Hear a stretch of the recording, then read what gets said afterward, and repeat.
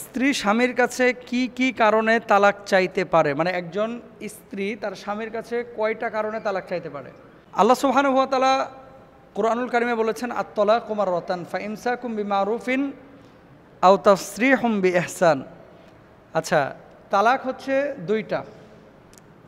আল্লাহ তাআলা বলেছেন, আমরা যেটা করি যে একসাথে তিন তালাক অনেকে আমরা দিয়ে থাকি, এটা কিন্তু বিশুদ্ধ প্রক্রিয়া না।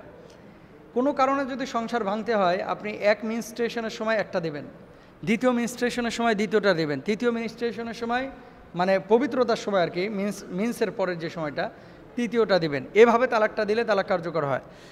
আর আপনার কেন এই সময়টা কেন বলা হয়েছে? এক তালাক দেওয়ার পরে কিন্তু ফিরে আসার সুযোগ থাকে, দ্বিতীয় তালাকের পরে ফিরে আসার সুযোগ থাকে, তৃতীয় তালাকের পরে ফিরে আসার সুযোগ থাকে না। এখন বোন যে প্রশ্নটি করেছেন যে স্ত্রী হিসেবে একজন স্বামীর সাথে আমি সংসার করতে যাচ্ছি না, কোন কোন কারণে আমি তার সংসারটা ভেঙে দিতে পারবো বা তালাক নিতে পারবো? তালাক যদিও বৈধ, কিন্তু এটা অপছন্দনীয় একটি বৈধ কাজ। আইয়ুম আমরাআতিন সাআলাত যাওজাহা তালাকান ফি গায়রি মা বাসি ফাহারামুন আলাইহা রাইহাতুল জান্নাহ। কোনরূপ কষ্টের সম্মুখীন না হয়ে যে মহিলা তার স্বামীর নিকট তালাক চায়, তার জন্য জান্নাতের সুঘ্রাণ হারাম হয়ে যায়। এটা আবু দাউদ শরীফেও রয়েছে, তিরমিজি শরীফে রয়েছে, সুনানে ইবনে মাজার মধ্যেও রয়েছে। আবু দাউদ শরীফের 2226 নম্বর হাদিস, তিরমিজি শরীফের 1187 নম্বর হাদিস, ইবনে মাজার 2055 নম্বর হাদিস। দেখছেন, মানে স্বামী কোনো অন্যায় করে নাই।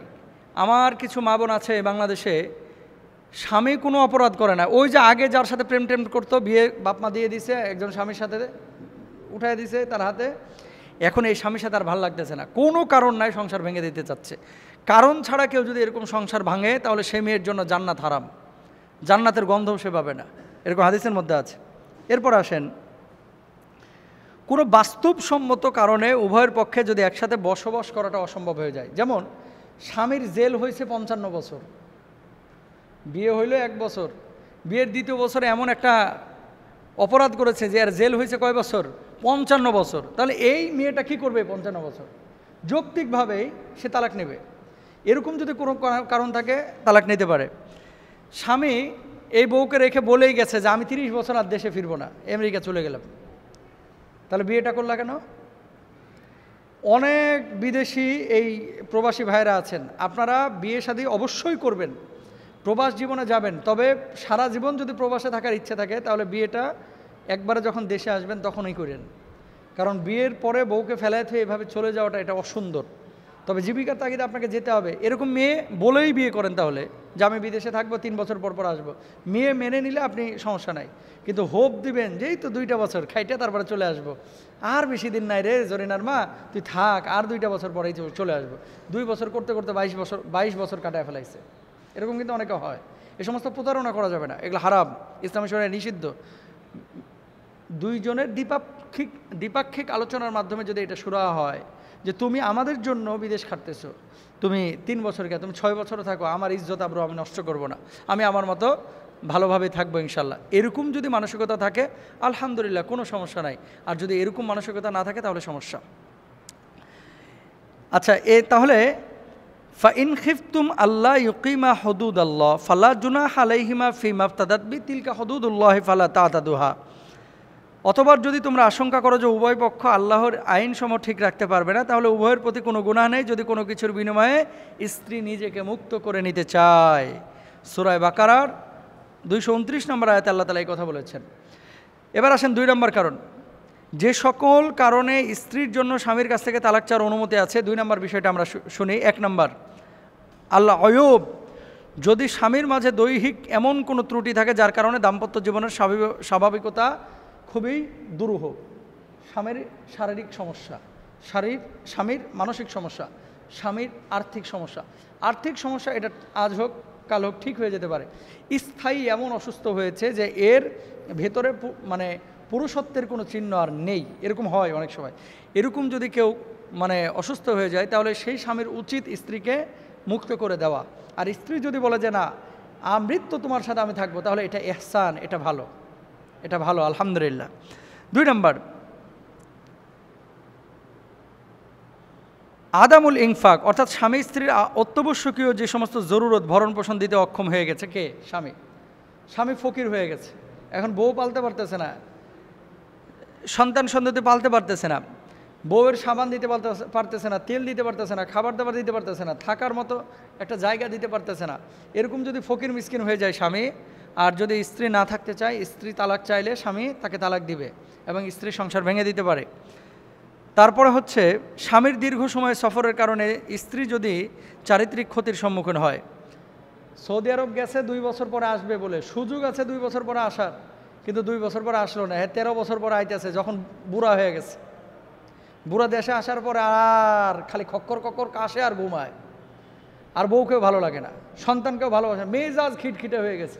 তাহলে বিয়েটা আপনি এখন করলেন কেন? এরকম সুদীর্ঘ সময় যদি কোনো স্বামী না আসতে চায় এবং স্ত্রী যদি জেনা ব্যভিচারে লিপ্ত হয়ে যাওয়ার সম্ভাবনা থাকে, তাহলে সংসার ভেঙে দিতে পারবে, এটা শরীয়ত বলে। ইসলামী শরীয়ত নির্দেশিত কারণ ছাড়া স্বামী স্ত্রীকে কষ্ট দেওয়া বা জুলুম করা। কিছু স্বামী আছে ডাকাত, যে কোনো সময় স্ত্রীর কোবায় মেরে ফেলাইবে, এরকম কিছু রাগী স্বামী আছে। আপনি যদি মনে করেন যে আমার স্বামীটা যে কোনো সময় আমার হত্যা করে ফেলতে পারে, তাহলে বলবো যে আপনি পারিবারিকভাবে বসে আদালতের মাধ্যমে সংসারটা ভেঙে দেন। কারণ ইসলাম এটা বলে নাই যে আপনি একজনের কাছে, আর কিছু ভণ্ড আছে, ভণ্ড, আরেকটু খারাপ বাংলায় বলবো বাটপার। কিছু স্বামী আছে দুনিয়ার অত্যাচার করে বউয়ের ওপরে, রাত দিন 5 ওয়াক্ত পিটায়, তারপরে আবার জামাইরে বলে, স্বামী স্ত্রীরে বলে আমার পায়ের নিচে তোর বেহেশত, এই বদমাশ, তুই জান্নাতে যাবে, এর গ্যারেন্টি কোথায় আছে?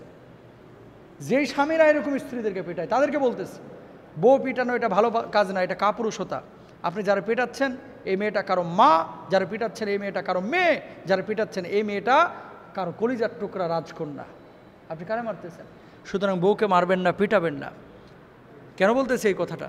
বলার উদ্দেশ্য আছে। উদ্দেশ্যটা হচ্ছে আপনি শাসনের জন্য একটা থাপ্পড় দিতে পারেন, পিঠে একটা মৃদু আঘাত করতে পারেন, কিন্তু আপনি বাঁশ দিয়ে মেরে দিচ্ছেন, আপনি বটি দিয়ে কোপাইতে আসতেছেন, ছুরি দিয়ে আপনি কোপাইতে যাচ্ছেন। আপনি মানুষ না। বউ পেটানোর জিনিস না, বউ ভালোবাসার জিনিস। আল্লাহ এদেরকে বুঝদান করুক, আমিন বলেন। তো এই সমস্ত জিনিস যদি হয় তাহলে সংসার ভেঙে দিতে পারবে। 5 নম্বর, স্বামীর মাঝে দিনদারিতার অবহেলা বা চরম অবনতি ঘটেছে। 5 নম্বর, কেমন? স্বামী আগে ছিল আস্তিক, এখন হয়ে গেছে নাস্তিক। হে বট বৃক্ষ আমারে ক্ষমা করে দাও। স্বামী আগে ছিল নামাজি, এখন দেখি প্রকৃতিকে প্রভু মানতেছে। আছে না এরকম? যদি নাস্তিক হয়ে যায় তাহলে সংসার অটোমেটিক ভেঙে যাবে, কারণ অমুসলিমের সাথে কোনো মুসলিমা নারীর বিবাহ বৈধ না, সংসার ভেঙে যাবে। 6 নম্বর, রুচির ভিন্নতা কিংবা অন্য যে কোনো কারণে বনিবনা না হলে, কোনোভাবেই বউকে সহ্য করতে পারতেছে না, বউ স্বামীকে সহ্য করতে পারতেছে না, সারাক্ষণ মারামারি। যদি এরকম কোনো শরিয়ার যৌক্তিক কোনো কারণ থাকে, শরিয়া অনুমোদিত, তাহলে সংসার ভাঙতে পারবে। তবে তালাক ভালো জিনিস না। তালাকের পরে সবচেয়ে বড় বিপদে পড়ে সন্তান সন্ততি। আল্লাহ তাআলা আমাদের সবাইকে এই তালাকের মতো বিষয় থেকে হেফাজতে রাখুন। সবাই বলেন আমেন।